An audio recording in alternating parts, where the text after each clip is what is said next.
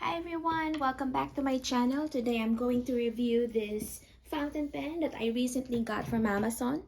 This is Jinhao X450. The packaging is nothing special. It comes together in one box. It comes in this little plastic baggie, and there it says here the brand Jinhao X450, and I got mine in bright red. So this is how it looks like. It's tobacco shaped, and it comes in this beautiful lacquer finish. And as you can see, this one has a pattern similar to a marble. And then a combination of red and black just gives this pen a stunning appearance. You also have this nice gold trim. Now, the first time I hold this pen with my hand, I instantly feel that this is really a solid pen. This is heavy. It is snap-on. Cap is snap-on, which is good. I like snap-on caps. You can also see an engraving in here. In the trim, it says Jinhao, and then at the back, you also have another engraving in there that says X450. Jinhao pens are made in China, and this is an inexpensive pen. I got this for $8.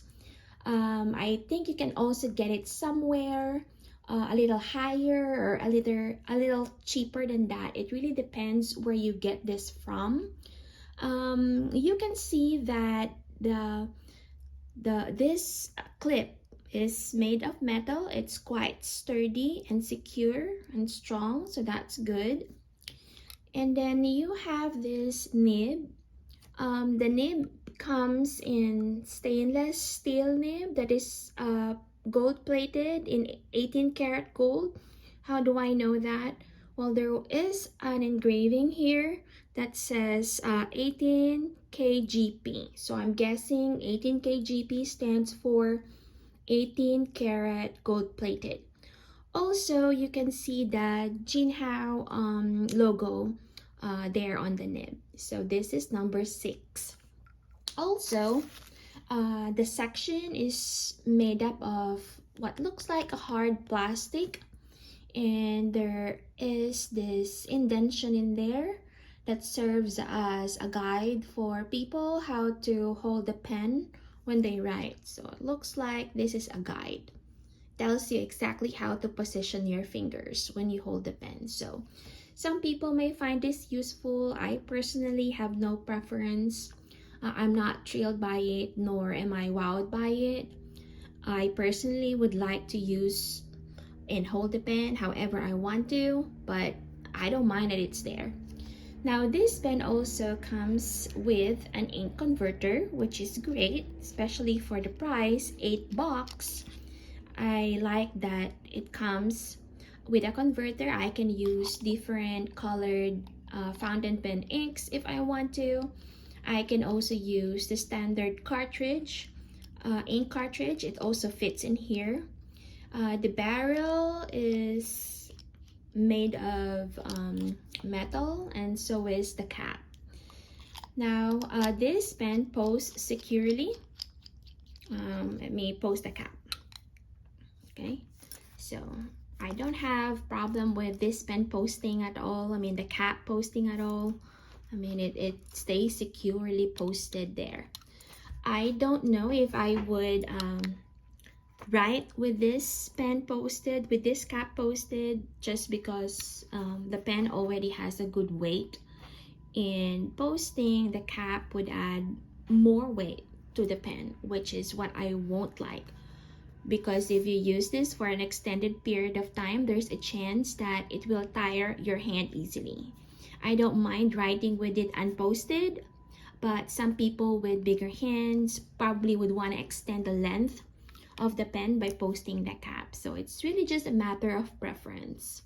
Now, for the writing sample, I believe that this comes in medium nib. So before let me just test how this pen writes. I filled mine up with blue black ink, which I got from Fountain Pen Revolution blue black.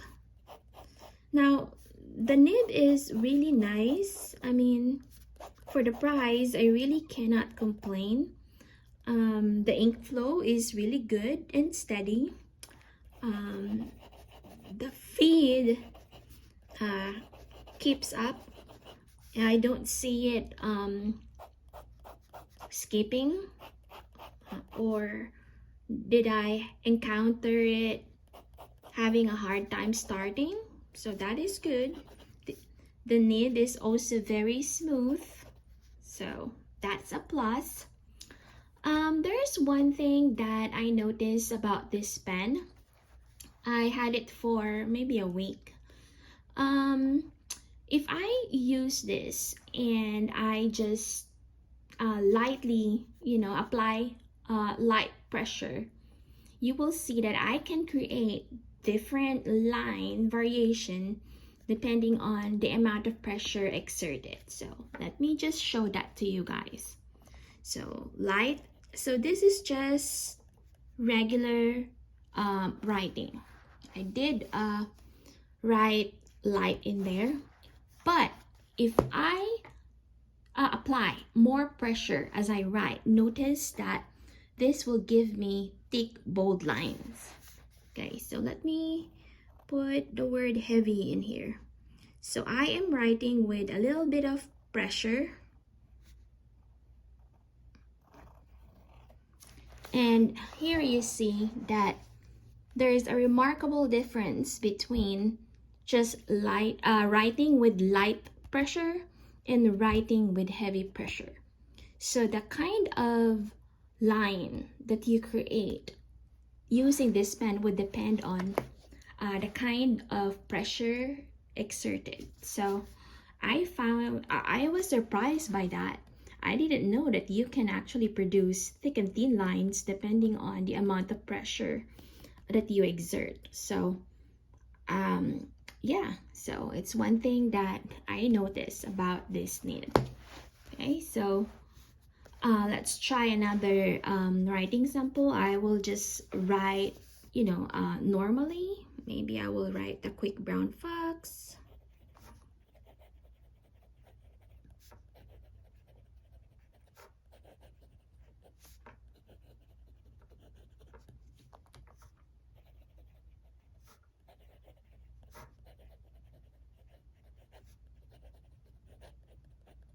Alright, so this is how the writing looks like. The quick brown fox jumps over the lazy dog. So it's just normal everyday writing with little pressure. Then again, you can produce, thick, bold lines if you apply more pressure. I tried actually to exert pressure, different pressure when I do like different strokes, just to kind of test if this can produce thick and thin lines similar to a calligraphy pen, but I was not successful because this nib is not springy enough. So I could not use this for like calligraphy if I wanted that effect. So let's try that. Let's say I will write letter A here. So I'm going to apply pressure in my downstrokes and a little bit of just light pressure upstrokes and little more pressure for downstrokes. So here, see that here. So there's a little bit of line variation, but then again, the nib can't keep up because it's not springy enough. But if you write consistently, let's say you write consistently heavy, it will give you bold lines. If you write consistently using light pressure, it will give you thin lines. So that's my thought. So let me know what you guys think about this pen. I really like this pen. I think this is a good entry-level fountain pen. For the price point, I really cannot complain. So let me know what you guys think. And don't forget to like and subscribe, and I'll see you again in my next video. Bye!